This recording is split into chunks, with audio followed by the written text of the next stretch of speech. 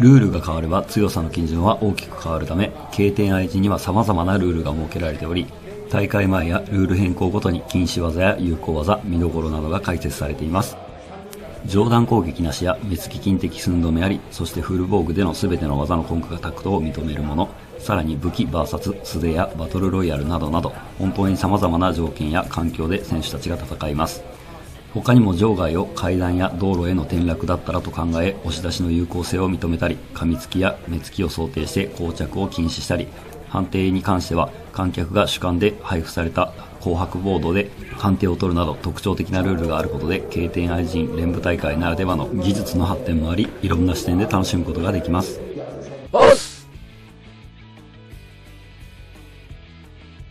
早速ですが、このルール、経典愛人連舞大会でしか絶対に見られない、対戦になります。一人が担当に見立てた棒、一人がカバンを持って30秒1ポイント制で防具を交代して行います。担当を相手にカバンという日常を持ち歩ける防具を使って金敵や目つぶしといった攻撃で対応できるのかといった部分が見どころですが、今回はその中でも菊野先生 VS 僕が今回大会で最も注目しているフルコンタクト空手、そして伝統空手の大会で優勝経験を持ち、自衛隊格闘術をバックグラウンドに持つ今大会で屈指の強さを誇る渡辺克典選手との対戦となったこの試合です。武器ありでリーチ差もあるので、菊野先生がそこを考慮してどういう仕掛けをしていくのかに注目して見ていました。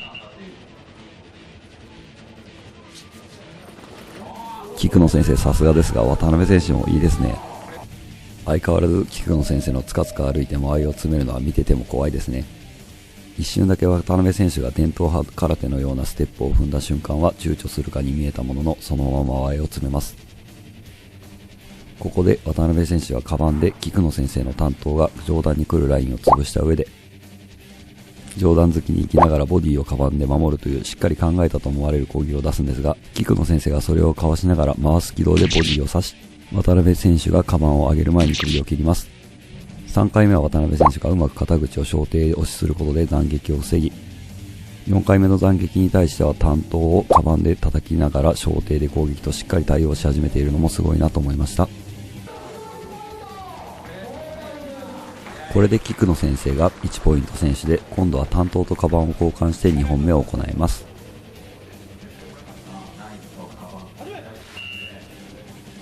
これは渡辺選手がうまかったですね。なんと菊野先生、相手が担当だとさっきより躊躇なく歩いて間合いを詰めます。ここで渡辺選手、事前の作戦だったと思うのですが、菊野先生が上段をガードしようとした瞬間に足を切りに行きながら逆手で頭を押さえに行きます。頭を押さえた状態で腹部を刺します。菊野先生もその状態で目に対する攻撃をしていますが、肉を切らせて骨を断つならぬ目を潰させてめった出す。渡辺選手の作戦勝ちですね。あの状況で下段に行く作戦は非常にクレバーだし、それをあそこで実行する度量もいい選手だと思いました。互いに1ポイントを取ったため引き分けとなるため、ここで判定になります。経典愛人ならではの観客判定ですが、菊野先生との判定となるとさすがに渡辺選手は分が悪いですね。判定で菊野先生の勝利となりました。ただ渡辺選手は武器戦に対してもしっかり作戦を持って戦ういい選手だなと改めて思いました。続いてまた経典愛人ならではのバトルロイヤル武器投入ルールです。参加者全員が敵同士で、途中観客の男の子が適当な位置に担当を投げ入れます。担当を拾った人は武器を使って攻撃可能となるため一気に有利になります。下手に攻撃に行くと後ろから攻撃されるリスクがあるため、なかなか後方に行けないのが全員敵のバトルロイヤルならではですね。ここでちょっと野瀬勝タイソンさんが少し動きを作ります。そのためこれ野瀬勝タイソンさんに注目が集まったことで武器投入、今誰も気づいてないですね。ここでキラさんが武器に気づきます。さあここキラさんドヤッと感がすごいですね。ここで菊野先生、緑をやるぞと言ってキラさんを仲間にしようとします。ここ野瀬さん思わず言っちゃいましたね。キラさんが習志野先生を攻撃しようとして一瞬背を向けた瞬間に攻撃しようと踏み込んでますが、キラさんが振り向きざまに切り組み合ってしまった後はもうめった刺しですね。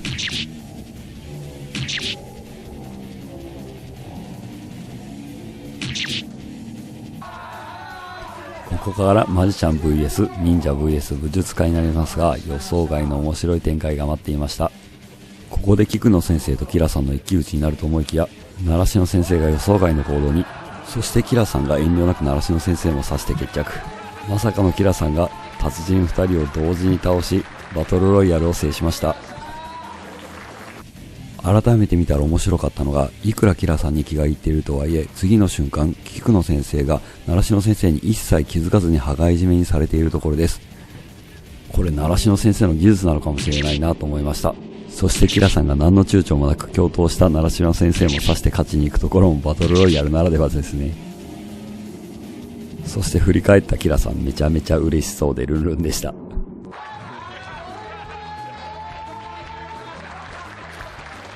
この後武術家たちのガチ対決を解説させていただきますが、その前に経典愛知の舞台で僕的に感じている見どころをお伝えさせていただいたので、下手な挨拶ですが少しだけお聞きください。ですね、ご存知の方も、いらっしゃると思うんですが、僕は毎回、カメラの下ですね、援護をですね、読んでおります。こんなフリーでですね、皆さんみたいにいい挨拶ができないんです。なのでですね、ちょっと、なんて言えばいいのかなってずっと迷いながら皆さんの話を聞いてたら、ほぼほぼ言われてますので、あまり言うことはないかなと思っておりますが、大会自体は本当に、さまざまな武術、また格闘技の方が混在して、本番、なんですかね、いろんなルールで見られる試合とか、大会のここしかないので、そういうですね、ここでしか見れないものとか、ここでしか見れない工夫ですね、武器対素手とか、防体素手って、そんな工夫って普段されないですし、なかなかそういうのを工夫した人たち同士が、合わさるのってなかなかないので、そういう視点でですね、こういう時こういう工夫が、できるんだなとか、特に武術とかやってる方はそういうところを見てもらえると、とても学びのある大会になるんじゃないかなと思います。皆さんこの後も楽しんで、見てみてください。それではありがとうございました。防具をつけての上段突き寝技ありルールの1分2ポイント制はブレイキングダウンに近いルールになります。菊野先生の一番弟子の小次郎くんがどんな戦いをするのかに注目です。もう出だしから小次郎くんが一撃狙いのフルスイングで、大振りだから精度的な問題があるもののタイミングがいいので際どいのが多くてヒヤヒヤですね。最初は菊野先生を彷彿させるようなつかつか歩きで詰めていきますが、一瞬躊躇して相手の出足に合わせたカウンターですね。タイミングバッチリですが、多分菊野先生なら躊躇なくもう一歩踏み込んで右のカウンターを入れたんじゃないかなと思っちゃいました。でもいいパンチでしたね。ここ門脇選手の前蹴りに対するカウンターもタイミングバッチリですが、大振りすぎて前蹴りで骨盤を蹴られてしまって軌道がずれてしまいましたね。そして外れたことで体勢が崩されて前に出られてしまうものの、自分から下がることで引き込みのカウンターのタイミングを作り出してのワンツー。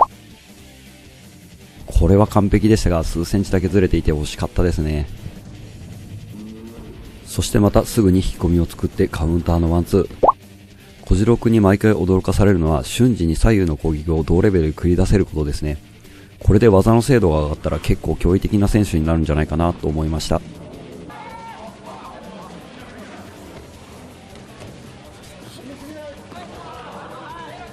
経典愛人では場外は階段や車の走る車道への転落と位置づけられているため、同時に場外になった場合は押し出した選手に有効が与えられ、一度2人を分けてから試合再開となります。この突きはちょっと驚きました。これ僕も見直して気づいたんですが、左足を踏み出したように見えるのに、実はその足を設置することなく後ろ足で体当たりするような形に変化して順突きに移行しているんです。踏み出しと認識して足が設置すると思って対応したらもらっちゃう突きで、これは僕も初めて見る技術ですし、同じ状況ならもらっちゃう気がしました。1分で決めきってやろうって気概が強くて、門脇選手に組みつかれてもフルスイングですね。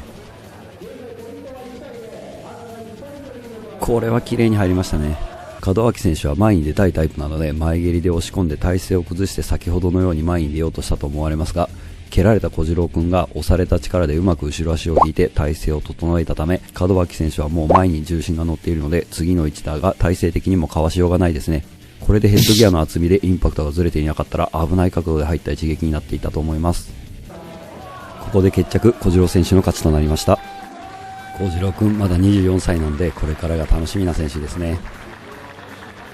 この後今大会の MVP を獲得したまさぴんさんの試合を解説しますが、僕のビデオの操作ミスで開始部分が取れておらず、開始直後にも間違えて一瞬録画を切ってしまっているので映像が見にくくなっておりますが、申し訳ありません。では今大会 MVP を獲得した中国武術歴20年のまさぴんさんの試合をご覧ください。この試合一気に決まるので一度流れを見てから解説します。ここで決着ですね。最初のカウンターは重心が後ろでポイントになりませんが、白の楽選手バックボーンが柔道なのにバチバチ打撃に行きますね。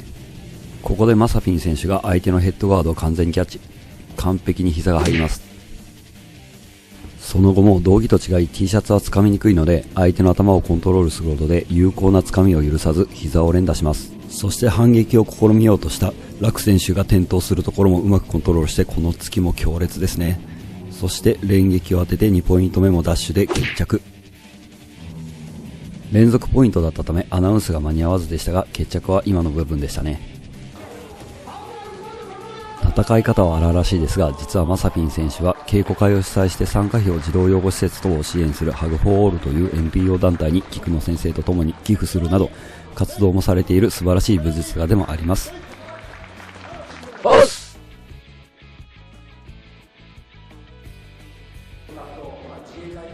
なんと今回は習志野先生たってのお願いで、出場選手の中で最も強い人と対戦したいという希望で、自衛隊格闘術をベースにフルコンタクト空手や伝統派空手の大会でも優勝経験を持つ、先ほどナイフ対カバンで菊野先生と接戦を演じた渡辺克則先生の対戦となります。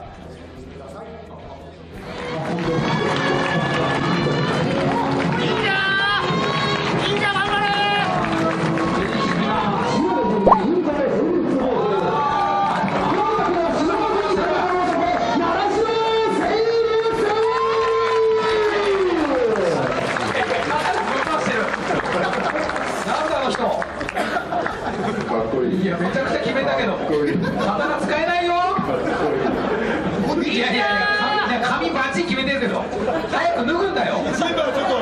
や違う上じゃねえ刀だよ。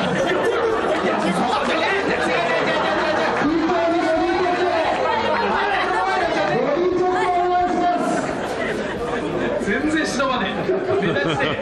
逆に目立ちたいって言うんじゃん。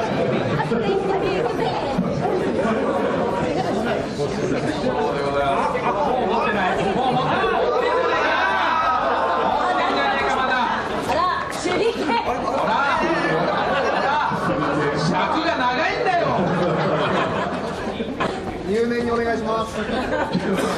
これからテロ起こるんじゃねえかぐらいさ送られてますよ。あきびし。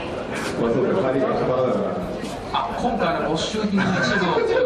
こちらにまさかの手裏剣が4枚ありました。手裏剣4枚もあるんだあの人。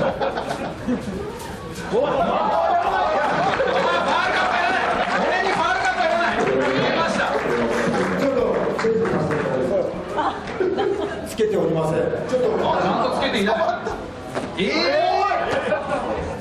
習志野先生には金的はありません。引きません。なので、審判員の皆さん、習志野先生の金的は取らないようにしてください。すごいルールを変える男、忍者習志野。今週の習志野先生の金的は今回はなんと習志野先生には金敵が効かないということで、まさかの金敵への攻撃は有効打にならないと急遽ルール変更がなされ、渡辺選手にとっては不利な形でスタートすることになりました。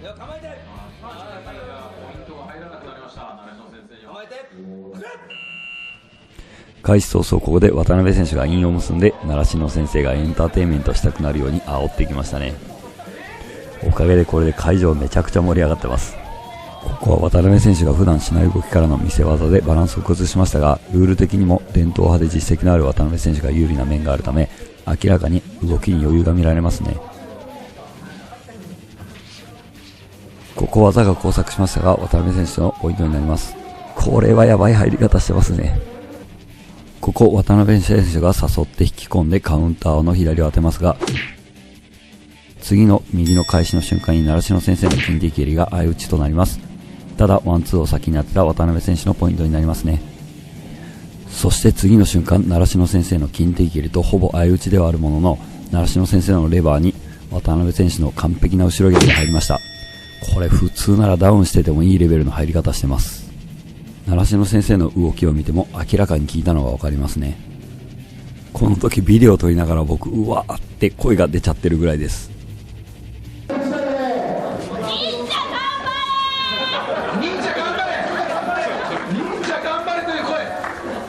これ動き見ても習志野先生まだボディ効いてる感じですよね。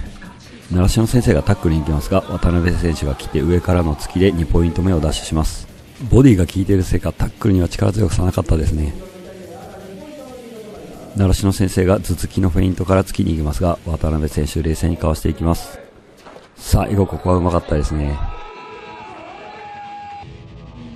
習志野先生の蹴りの上からかかと落とし、相手の顔が横になった瞬間を見逃さずに踏み込んだ上でワンフェイントを入れての逆突き。これは避けるの難しいですね。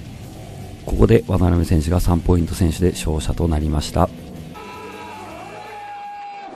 習志野先生の金的蹴りも要所要所で惜しかったですが、このルールではやはり渡辺選手の方が上手でしたね。勝者か正面ないお互いないそれでは、戦いました4選手に一言ずつ伝えていきたいと思います。じゃあ、渡辺選手からお願いします。渡辺です。こんな一般ピーポーに偉大な習志野先生とお会いさせていただきありがとうございます。入場の時からただの一般人なんでどうしたらいいかなと思ってドキドキしてたんですけど、今日は本当にいい機会を与えていただきまして、すごく経験になりました。どうもありがとうございます。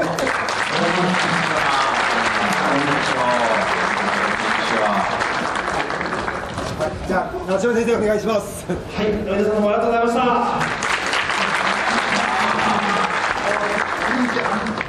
なんか普段指導する立場になると、やっぱりなかなかいろんなしがらみが出てきて、試合に立てなかったりとか、いろんなことがこの年になって出てきます。でもやっぱり動けるうちに、一番強いところにチャレンジするというところをお見せできたらなというのがありまして、挑んでみました。ですが、序盤にですね、そばっとをもらって、後半ですね、だいぶ苦しい中、タックルに逃げました。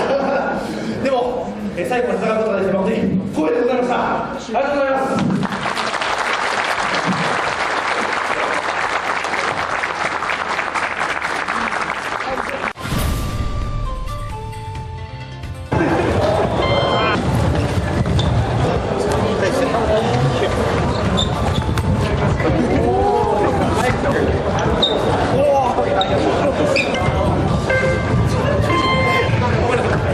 俺はやられる悔しい。